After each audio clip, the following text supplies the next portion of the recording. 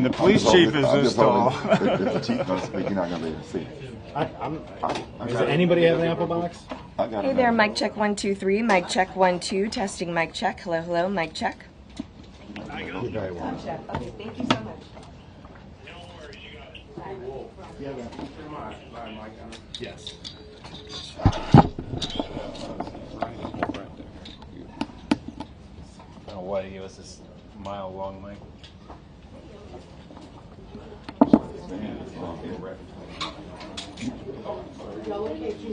No, I was trying to go up. You guys just tell me, and I'll move around. Or, push it. It's okay. It's an emergency.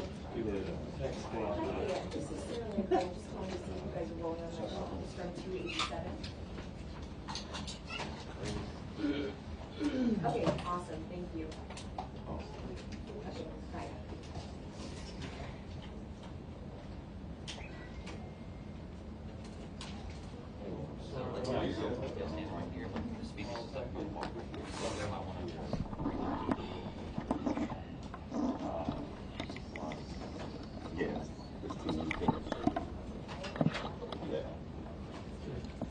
I'll give you a mic check in a second. Are you serious?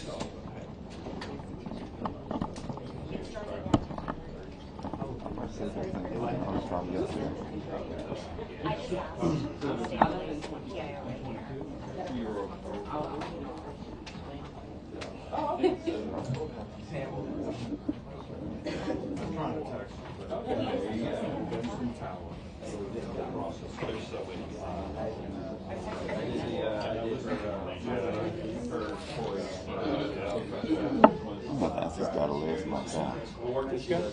Huh? That's it. This big one? Yeah. I'm good. I'm good. You got me? All right.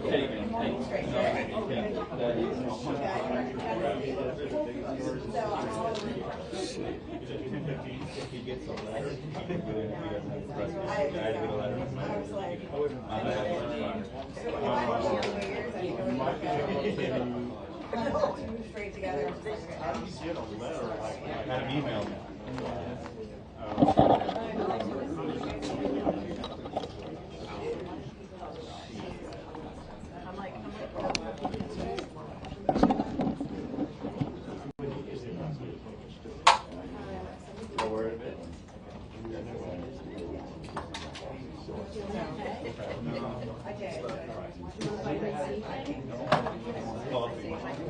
I know.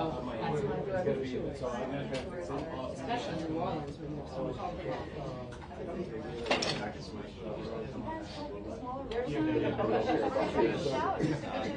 What about an actual person?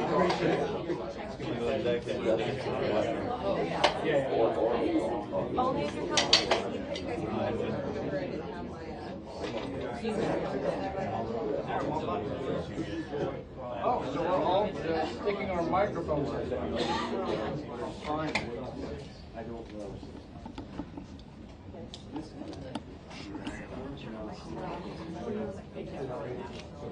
Are people going to test? Can you hear me?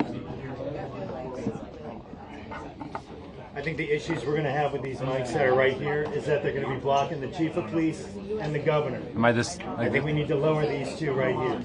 Just FYI, I think these are an issue.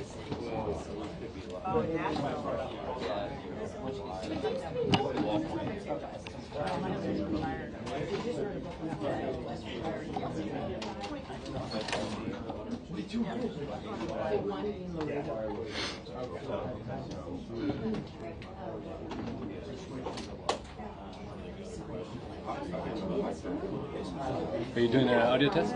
No, I'm just making sure some of these bars aren't going to be where their papers are going to be. Thank you. It's very informative. I'm Molly. I'm watching you guys have your three-person panel.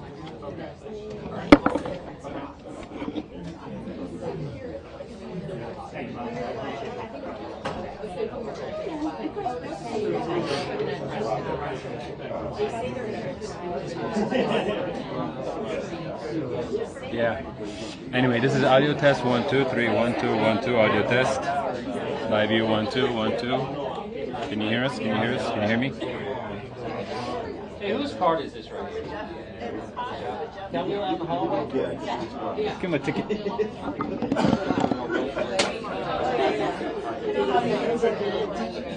You're listening. 1, 2. Can you hear me? Can you hear me? Testing 1, 2, 1, 2, 1, 2. Can you hear me?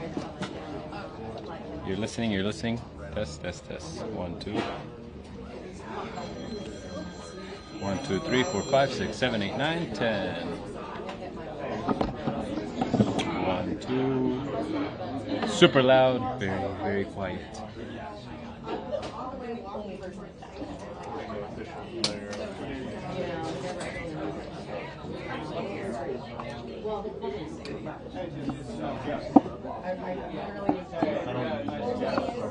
Right by your finger is the doorway, go all the way down there.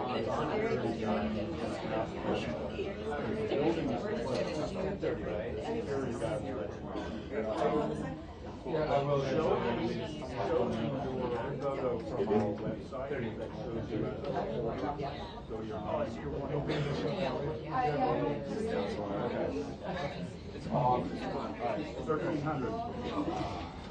There will be. I mean, I was going to Yeah.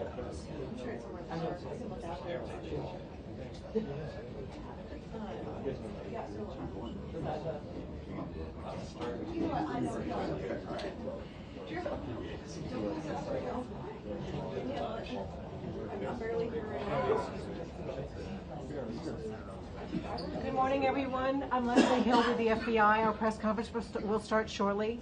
We apologize for the delay, but you can understand this has been a moving situation.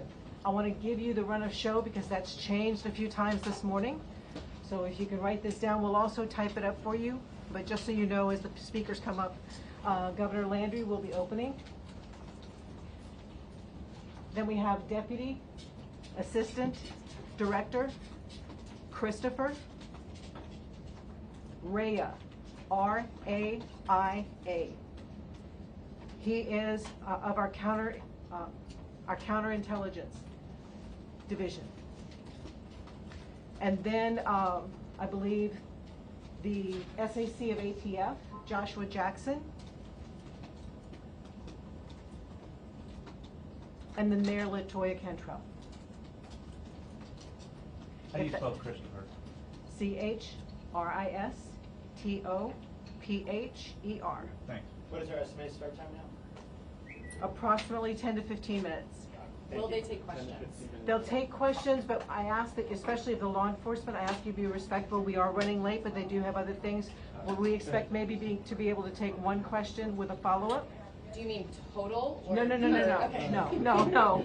Obviously not. And the Louisiana State Patrol, their director, he's not going to be.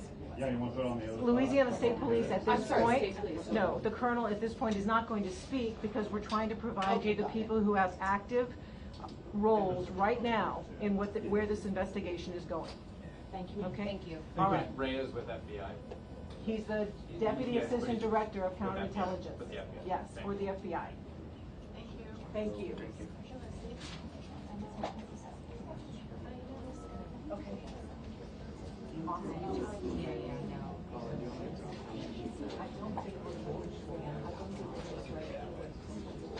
He's here.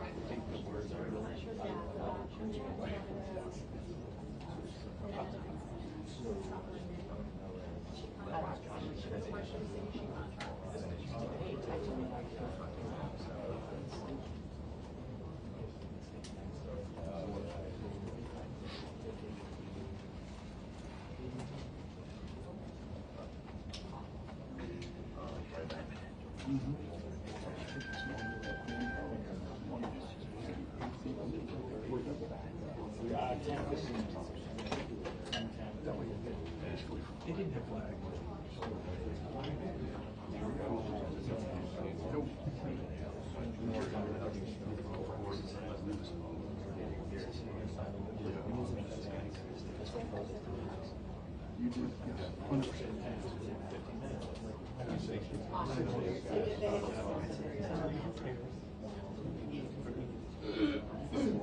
you have ones that don't.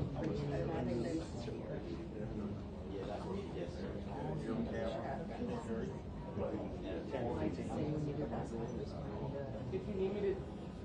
Yeah. Could you? Yeah.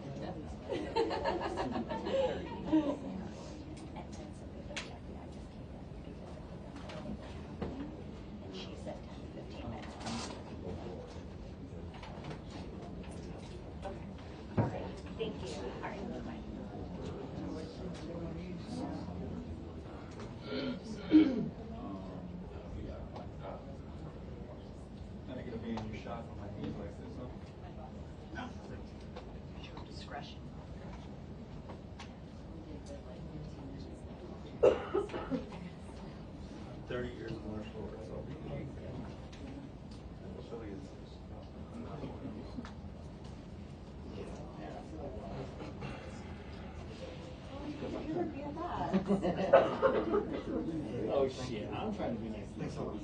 Oh, it's okay. Y'all's little brotherly love over here.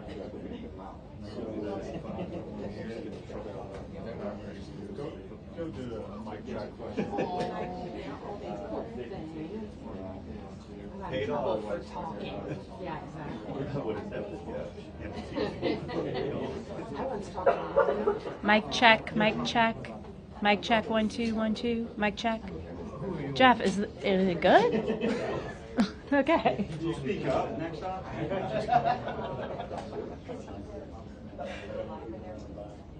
I was hoping you would say. Oh, yeah, I just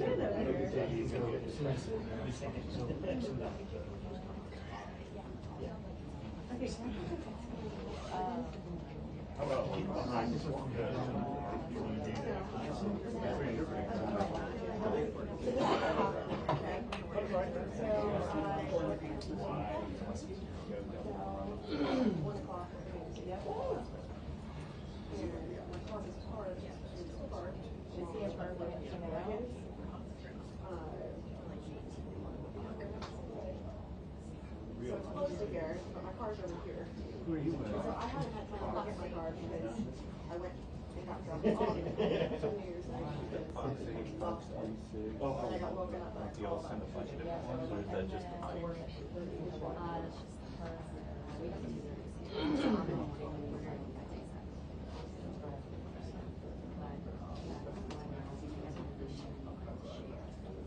Yeah, which is fine. Which is fine. Well, I was It's always good to have a backup too.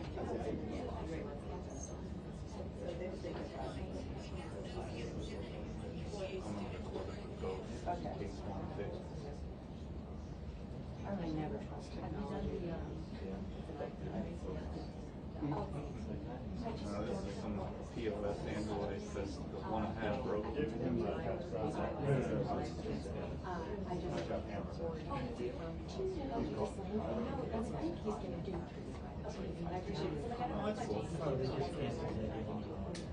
I'm just keeping myself down there this morning. I have one I use. My other one's the big control, but I should just go down to the couch and we came off the stage. Oh. We just down there this morning. I'm just thinking we would want to add a certain amount. Hello?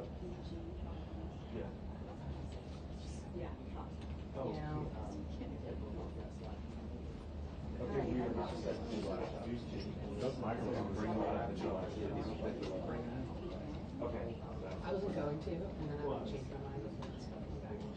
So the last time that the FBI had said anything about the meeting, I asked them if I could bring anything, and they told me, yeah, you bring whatever you want. And when I got to the door, Because they couldn't have bring it in the federal, anything. in here, in the No, federal. in the FBI building. Yeah. So I just didn't bring anything. Well,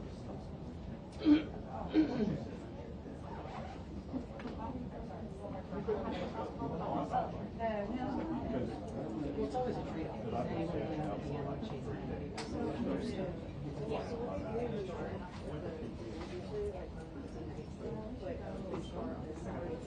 I got to change my clothes in my car in front of the young lady in the gray.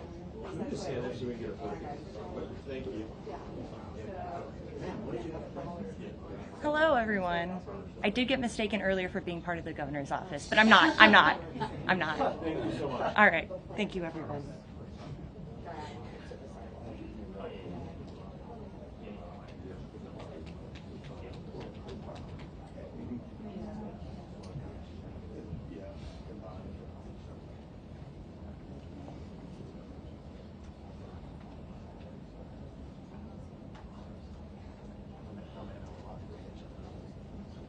Okay.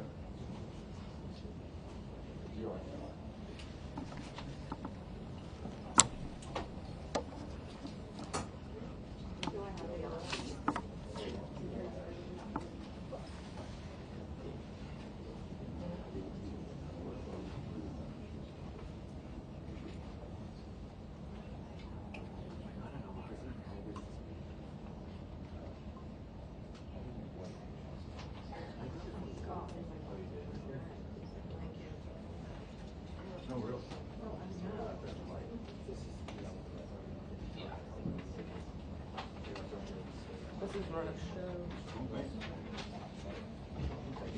I have it. Okay. Thanks, Lisa. So you can answer me a Facebook message.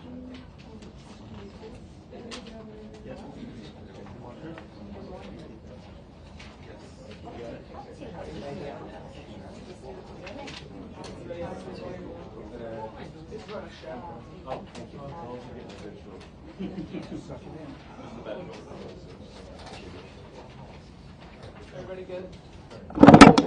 You okay? I'm good. What line are you on, Jake? One.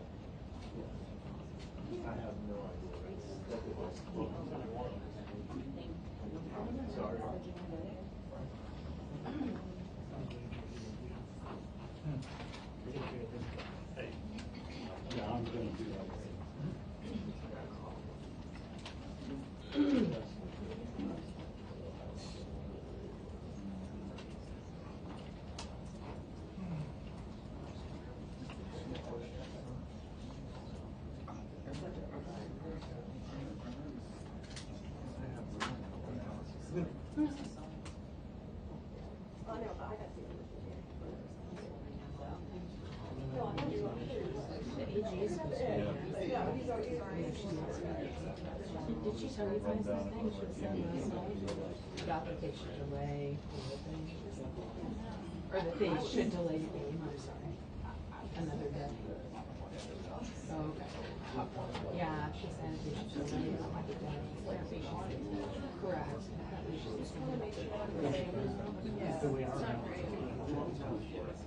Interesting, isn't she?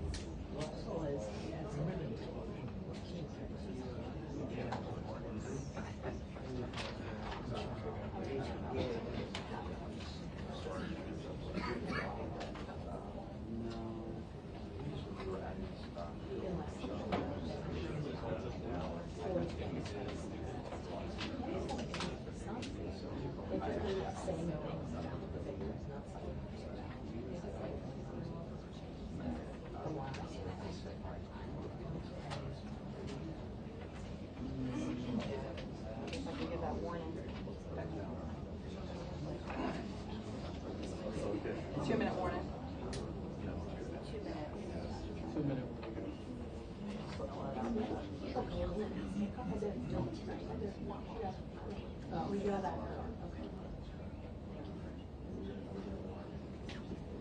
But I figured the IPs are the officials who go before that.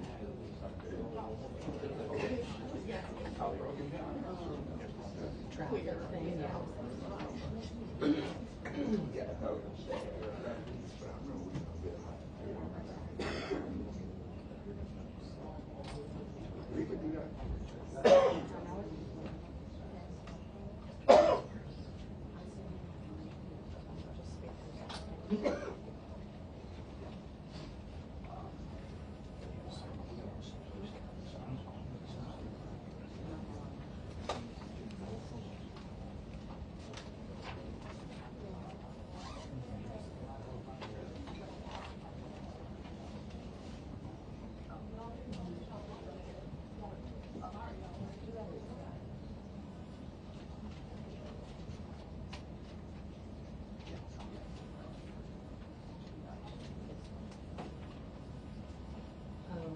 On that sheet, they didn't have Latoya with a capital T.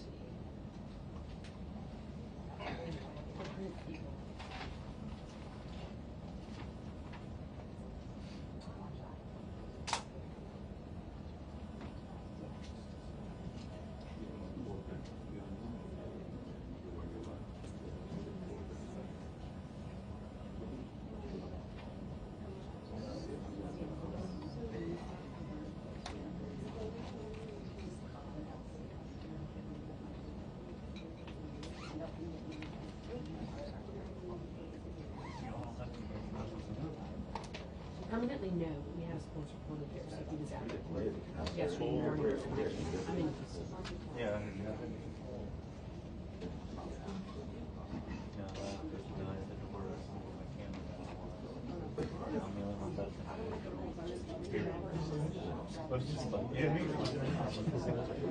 Yeah, how are you going to do your work? I said, well, claim it, take a photo. Well, what they used to say is that since on riot, one of so in a pinch, everybody's got to do it. These days. It's not a pinch anymore.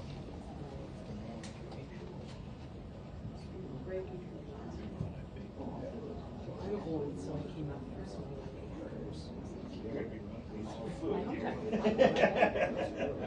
which now is only 3 days a week. It's advanced, which is the time Yeah, we heard talking.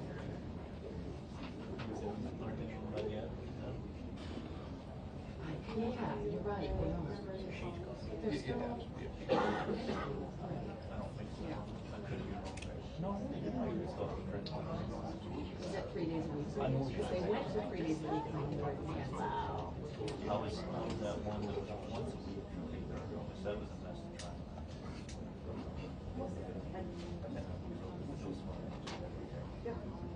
I think his friends what do you think about his friends do smoke? Well, it's really right? What I mean, once you get a physical copy, you know, it's all good at that point. It makes no sense to write for them. Well, like features, things that are standalone stuff. You want to go back to look at it for like a reference. But not with the staff. Right.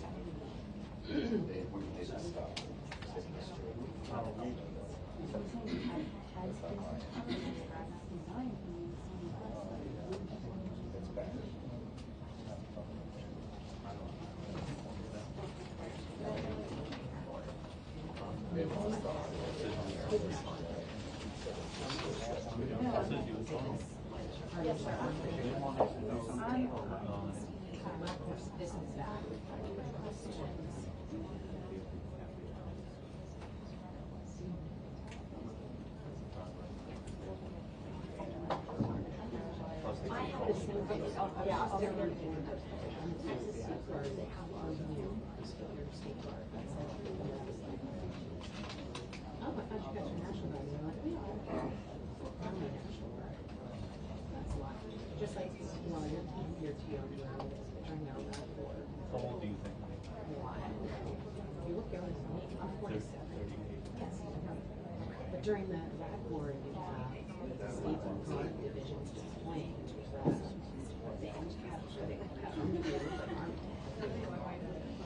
Make an impression. Doing, disasters.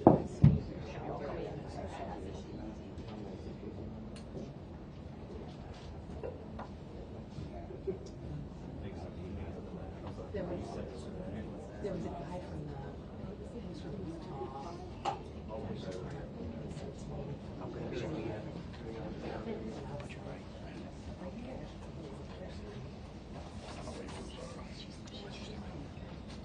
Oh, that's right.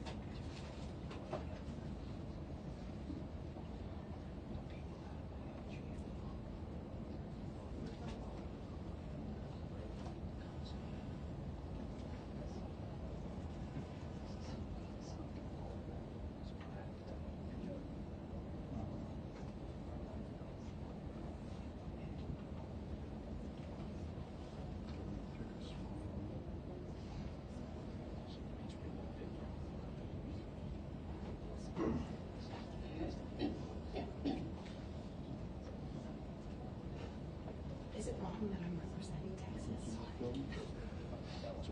I'm based in Houston. Wrong sticker. We need to get you a new one.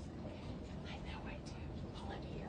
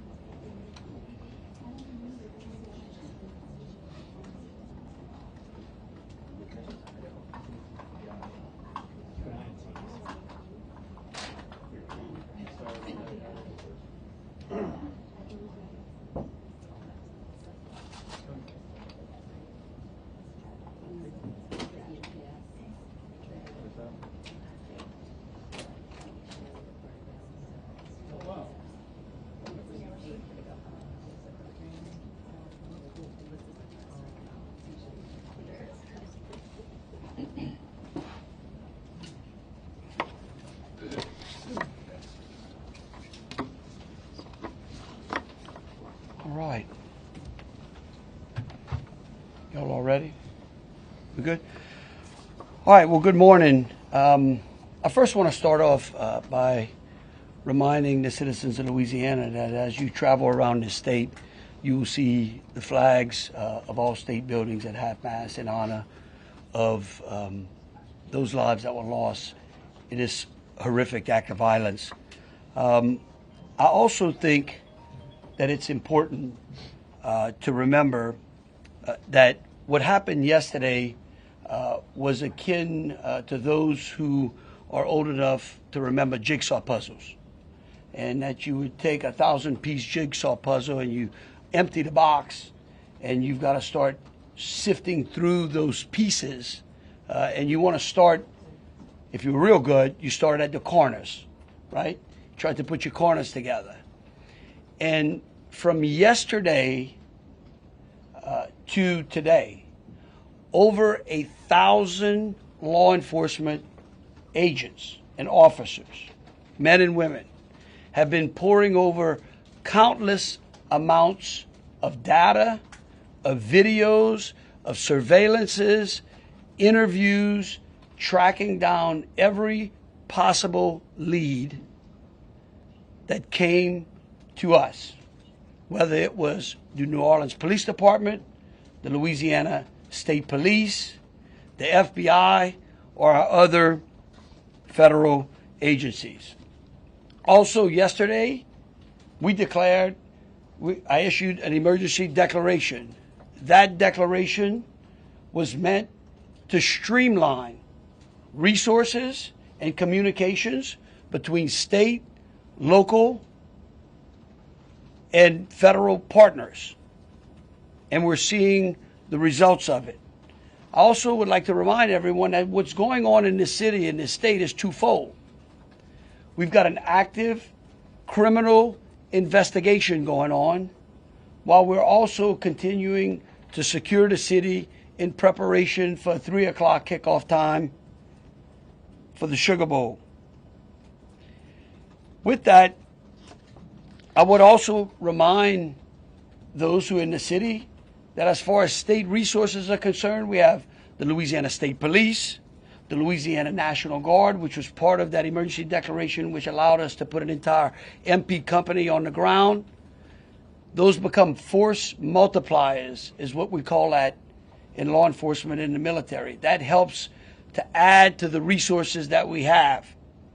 Wildlife and Fisheries, the Department of Corrections, DSF, DHS, our Veterans Affairs, our Probation and Parole, all state agencies. Any state agency who has a post-certified officers are here in this city to help secure the city. And so with that, I would like to turn it over to Christopher Rea, who is the Deputy Assistant Director of the FBI's Counter Terrorism Division. Chris? Thank you, Governor Landry.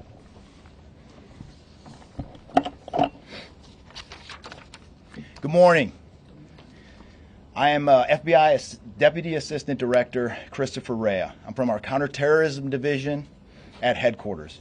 I'm also joined by Assistant Special Agent in Charge Alethea Duncan from our New Orleans office, who you heard from yesterday. I'm here to discuss not only the latest investigative information we have here in New Orleans, but I'll also let you know about other investigative activities outside of the state.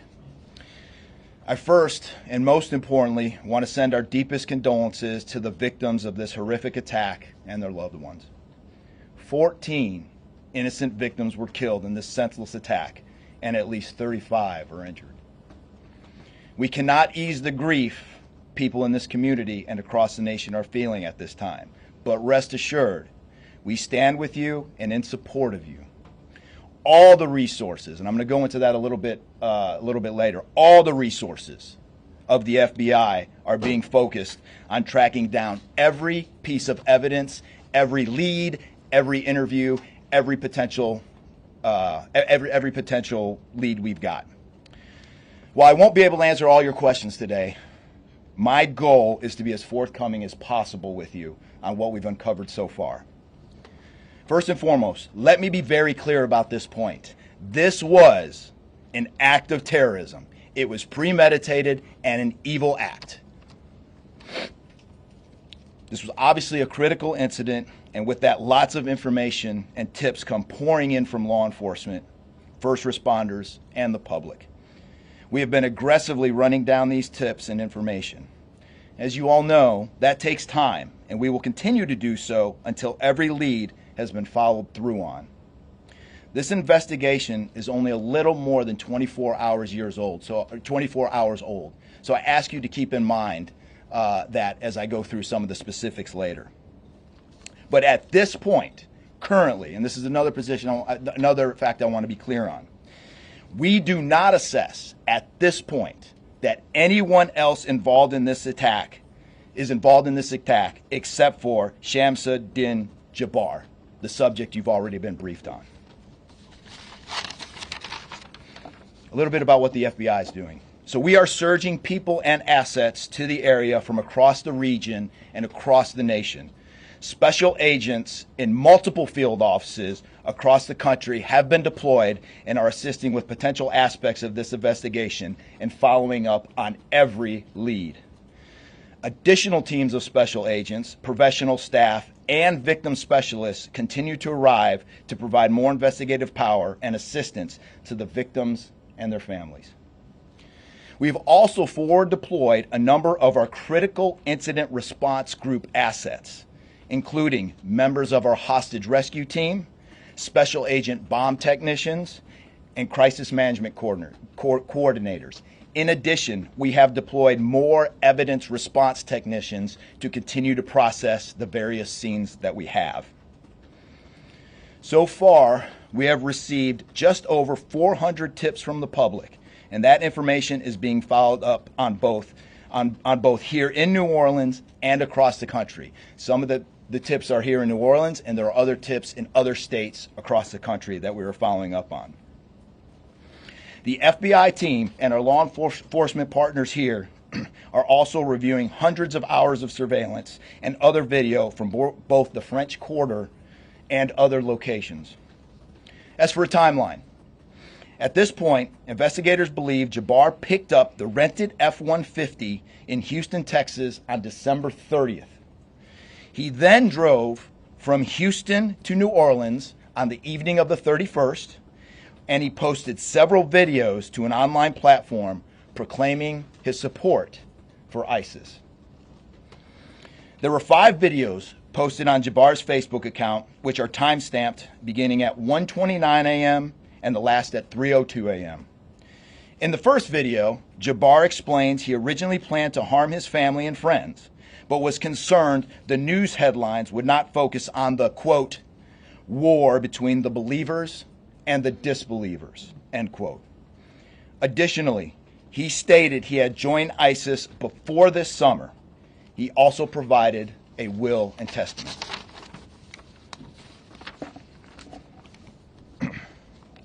FBI and ATF. FBI, we have a couple different scenes at the location. We have released the scene at Bourbon Street. That scene has been released. We also have a scene off of Mandeville address where we're currently searching that scene right now. FBI and ATF agents have secured that house, and that location is being searched for potential evidence. On New Year's morning, Jabbar opened fire after ramming through a blocked-off area of Bourbon Street, used his truck as a weapon to run over the victims. Teams of specially trained victim specialists, again, as I said, are on the ground here in New Orleans, assisting survivors of the attack and loved ones of the deceased. We do not believe the public is in any danger around any of these locations. 3 phones linked to Jabbar have been recovered, and digital media exploitation is a priority to see what is on the devices and determine if there are any other potential leads. Additionally, we have recovered 2 laptops and are currently reviewing them for any potential leads. Those laptops were recovered at the Mandeville address.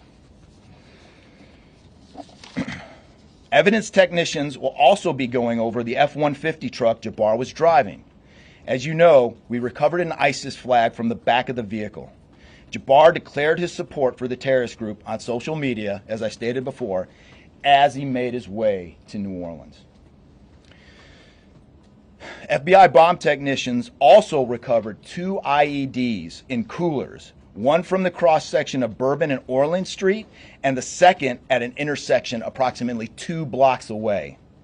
There were multiple reports of other devices. Those reports turned out to be misinformation or not actual functioning devices. Those are the only 2 devices that we've been able to recover that were functional. Both devices were rendered safe on scene. We did obtain surveillance footage showing Jabbar placing the devices where they were found. Two other, as I said before, 2 other items of interest were determined not to be IEDs. A little bit about Jabbar. Jabbar himself was born in the United States and is a U.S. military veteran. We are looking in everything in his life. While we have interviewed many people who know Jabbar, we still need to talk to others.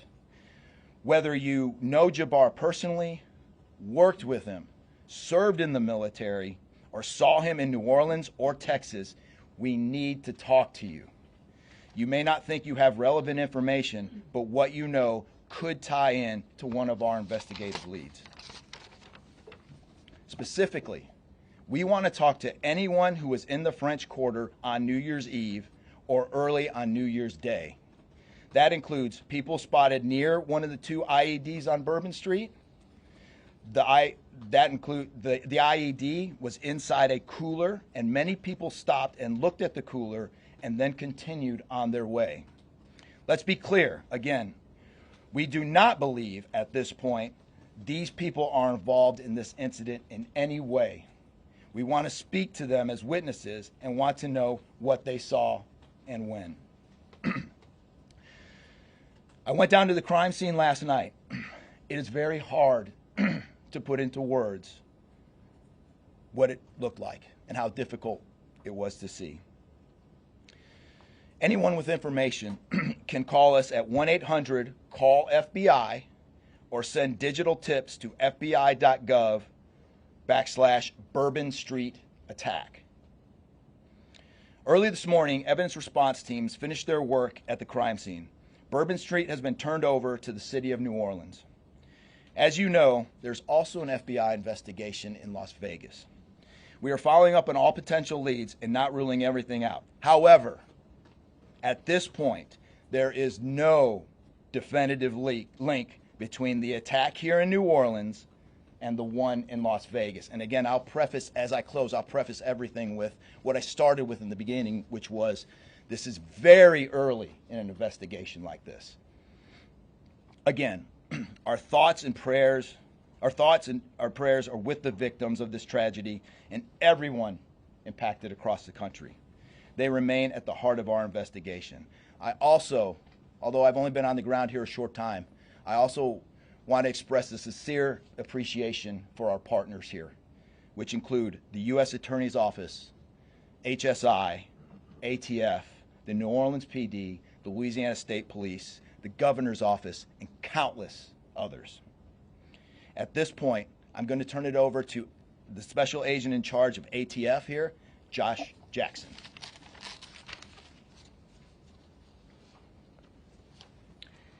Hey, good afternoon. As stated, my name is Joshua Jackson. I am the Special Agent in charge for the ATF New Orleans Field Division. And ATF's primary mission is preventing, reducing, and solving violent crime throughout the United States and abroad. Solving part is the focus of this investigation. ATF resources that have been brought to bear to the city and to focus with our federal, state, and local partners have been our national response team.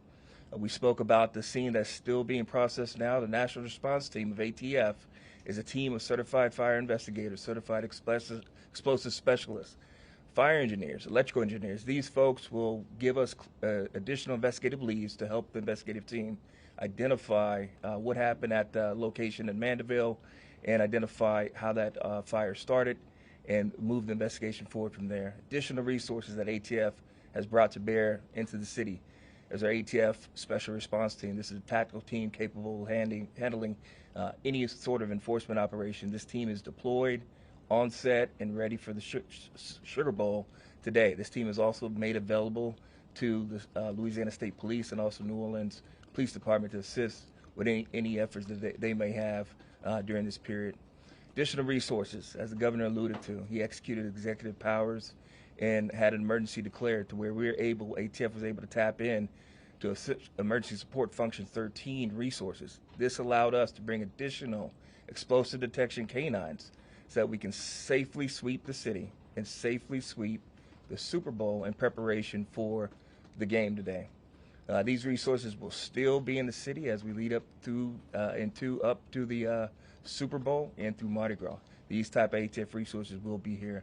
The last resources ATF has brought to bear, and probably the most important one, is our victim witness coordinators. These folks come in and they provide resources to the victims and the family members that have suffered greatly during this tragedy. The entire city hurts, but the victims and the family members are in need of resources and care long after this investigation wraps up. This time next year to be hard for the families and friends who suffered during this event.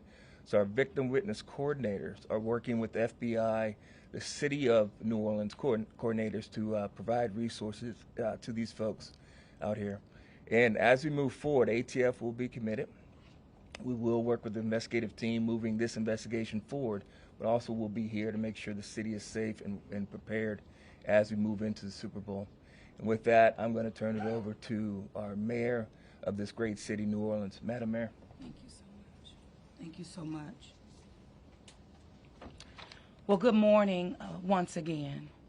And I just want to just echo my thank yous to the unified command of our law enforcement partners and at every single level, federal, state, and governor. Governor, thank you for your partnership. Yeah, thank you. I also want to thank the residents and the visitors of the city of New Orleans for your patience, for your support, and most of all, your prayers. Our hearts and prayers continue to go out to the victims' families, and the city of New Orleans, we're resilient. And as I stated on yesterday, my focus in terms of a priority has been on our victims. As you've heard, that yes, the FBI was able to clear Bourbon Street. And what that meant also for me in this city was that we were able to remove our victims, identify them, and notify their families. Real reverence. They mattered, the families matter, and matter to the city of New Orleans. In addition to that, I want to just thank again our federal partners in Washington, listening to my plea personally for the additional resources to allow for the scene to be cleared, and again, attending to our victims. I walked by each one, and I did the sign of cross in my own way, because reverence, again, is important. So while we have been able to have Bourbon Street returned back to the city of New Orleans, and the due diligence has been done, that then allowed me to give the go-ahead to begin the cleaning of Bourbon Street. That started happening in the morning about 2 a.m. It was completed before 8 a.m. this morning.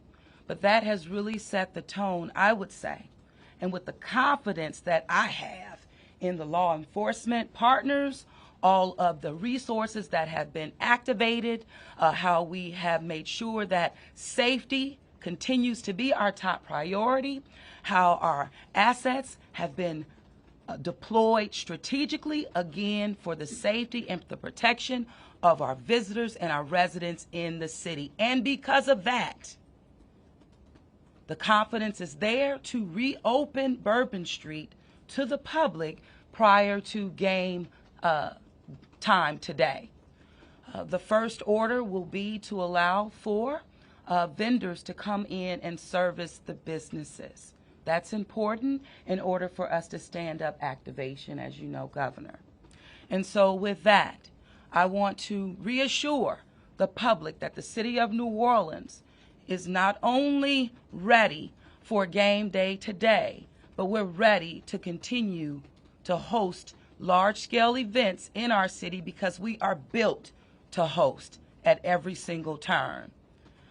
I want to, again, thank all of those who responded to the FBI's call for information and tips. As you heard, that has been useful. Continue to do that. The investigation is still active and absolutely under the FBI's leadership. We will continue to operate and cooperate as we always have. So I want to also thank all of our partners for the added resources for victim and crisis management. We know that that's, again, important. Working with our partner, the Greater New Orleans Foundation, we have set up a fund for our victims' families for not only today but into the future. As you heard, this is going to be a long process for our people. So with that, the city of New Orleans, and with all of my confidence, we are ready. And we could not get here, again, without the unified presence, support, and cooperation. We are stronger together. And I want to say, again, thank you so much. Thank you, Governor. So once again, the governor would like me to reiterate that Bourbon Street will be prepared for full activation before game time today. We know 3 p.m., so we're working towards 2:30 p.m. But prior to game time, the kickoff, Bourbon Street will be restored. So we're hard at work now. Our teams are now, and of course, working with our business community to serve our public and serve our residents and our visitors alike. Okay. In closing, I want to rest people assured that right now in the city of New Orleans, there is an unprecedented amount of law enforcement resources that are being utilized to close out and to hunt down and to finalize this investigation. I want to thank the FBI and all of our federal partners for the amount of resources they have poured into the city. This type of event can happen in any city. And that's the tragedy of it. And I think it's important for people to understand that to protect our citizens in America from evil, you have to crush it. You can't go out there and placate it. You can't go out there and say, oh, I'm going to put this in place and that in place and hope that evil doesn't show up on your doorstep, because it will. You have to crush it. And that's what we're going to do here. We're going to put it all behind us. We're going to continue to keep the victims, those that are in the hospital, either fighting for their lives or trying to recover, in our thoughts and in our prayers. But you know, this morning, and I don't want to single out just one news source, but I just happened to turn on Fox and Friends, and there was a young man who was interviewed who was actually on Bourbon Street during this horrific act of terrorism. And they closed out by asking him, what now? And I think he summed it up. He said, look, we can't live in fear, because fear will paralyze us. He said, we come down to the city to enjoy ourselves and to entertain ourselves and to be with our friends and with our families, because that's who we are. Louisiana invented hospitality. The people of this city care for each other. And believe you me, we care about each one of the lives that were lost in this city and that. We will never forget them. But it would be a tragedy if we let their losses be snuffed out because of fear.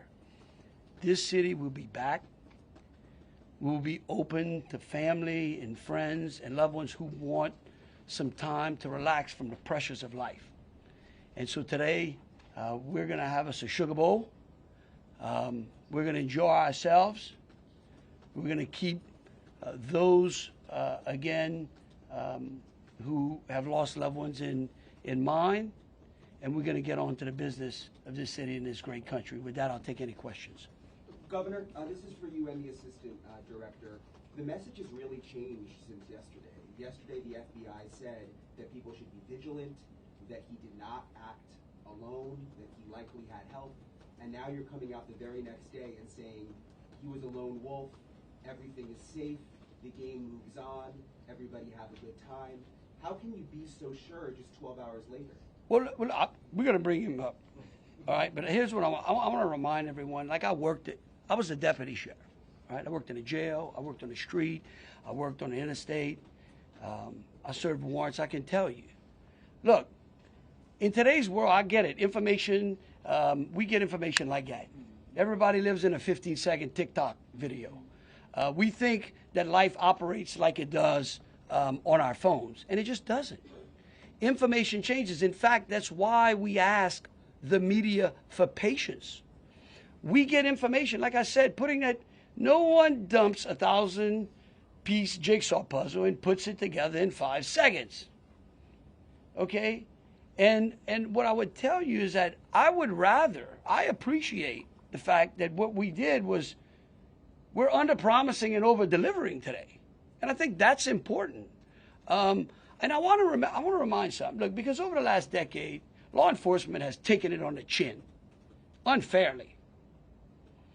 And there are great men and women serving in the FBI, in ATF, in Louisiana State Police, in New Orleans PD. Our sheriffs have been unbelievable in this.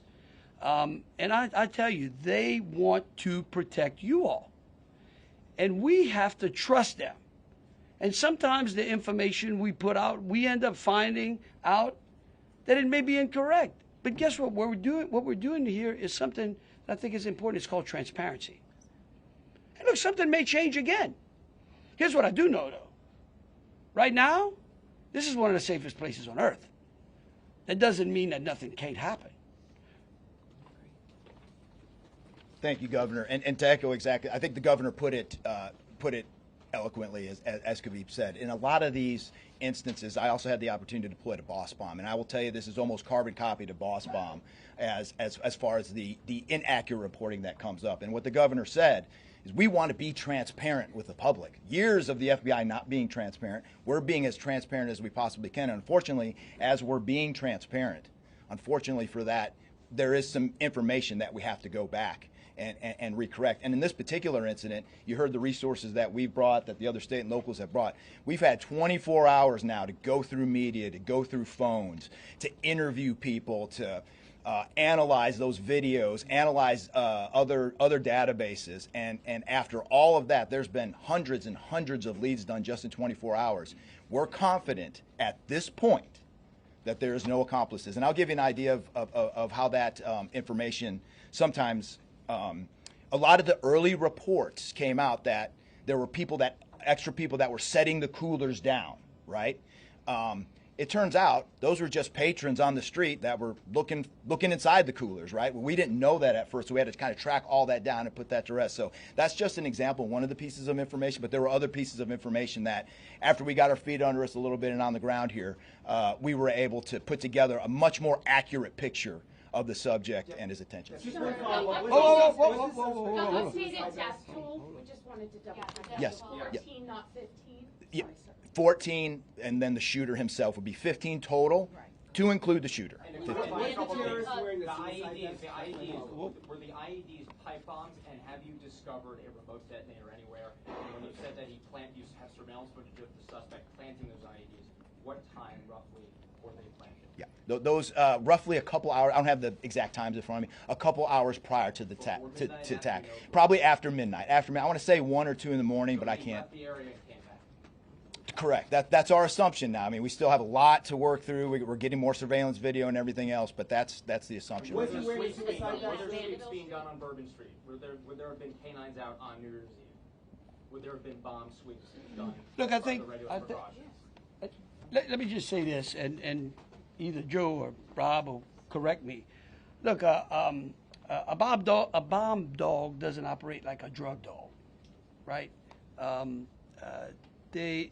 on Bourbon Street, there's a lot of senses, right? A lot of smells. I don't think you can run a bomb dog down Bourbon Street with thousands of people there and be able to sniff out a bomb. What we've been doing, what they have been doing, is certainly a complete sweep of the quarter because of the limited amount of traffic that's been out there. Let me just say this. I think this may help. It would be my hope that as some additional time goes through, maybe closer to maybe the beginning of next week, we will, if we've got it to what extent buttoned up as we could, I would work with the FBI and the city, and maybe we can come up with a timeline to be able to get you those information, kind of walk everyone through from day one through. I think it's extremely premature, and you're really putting us on some speculative grounds to ask some of those questions, because again, it's only been 24 hours. I mean, can you imagine how far we've come in 24 hours? So, well, we'll go one at a time. What's being done to make Bourbon Street safer tonight than it was New Year's Eve? Are temporary bollards being brought in to block off the street, and why weren't those used on New Year's Eve? Well, look, here's what I'm going to say. Every time some bad guy does something like this, there's what we call an after-action review. Because again, nothing is 100%. We have reinforced the area. We have deployed some additional types of assets. I personally, it's up to the city or other, I don't like to give specifics because I don't like to tell the enemy what we got. But I can tell you we're in better shape than we were before. We have time for two more questions. Director, can you speak to the Mandeville scene? Can you speak to the Mandeville scene? And then we'll go to you. Some neighbors at that site told us they smelled smoke early in the morning. Was there a fire there? Any kind of burning happening? Yeah, great. Do you still believe that fire happened after the suspect was killed? That's correct. Yeah, I'll move to 18. I do want to address the suicide vest question. I want to kill that one right away. There was no evidence that the subject was wearing a suicide vest at all. So I will turn the Mandeville stuff over to ATF. Yeah, as to the fire at the Mandeville scene, so our working theory now is that the fire started after Jabbar was already deceased.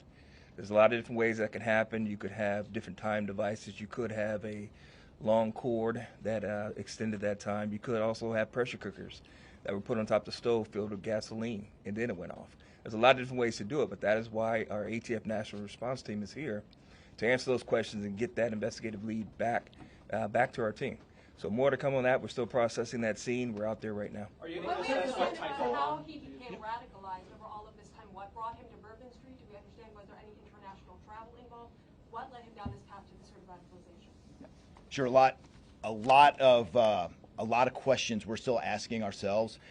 We know that he specifically picked out Bourbon Street. Not quite sure why. I mean, I think one can assume that it was lots of people New Year's Eve, with a target for an attack.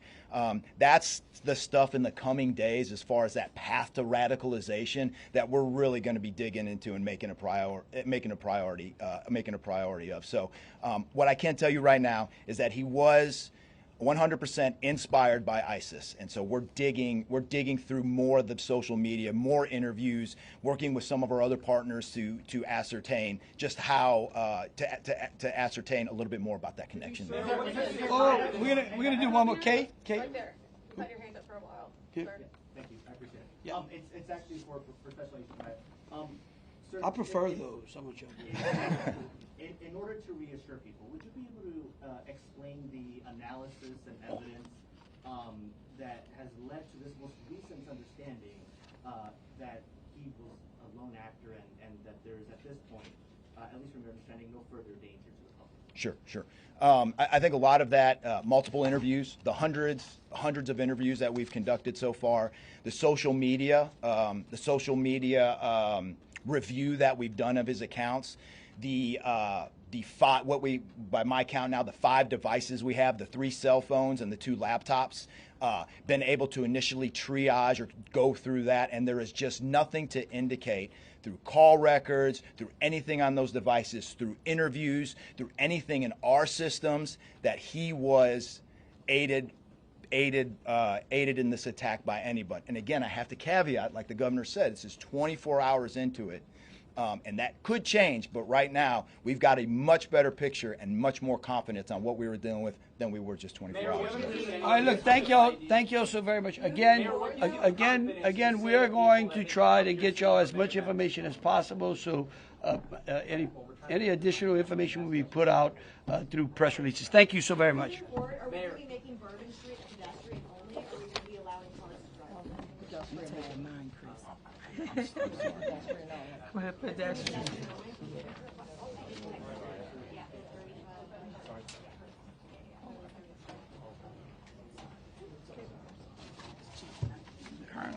No, you good? No, I'm good.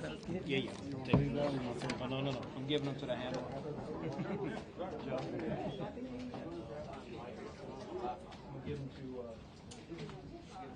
On the stand or not?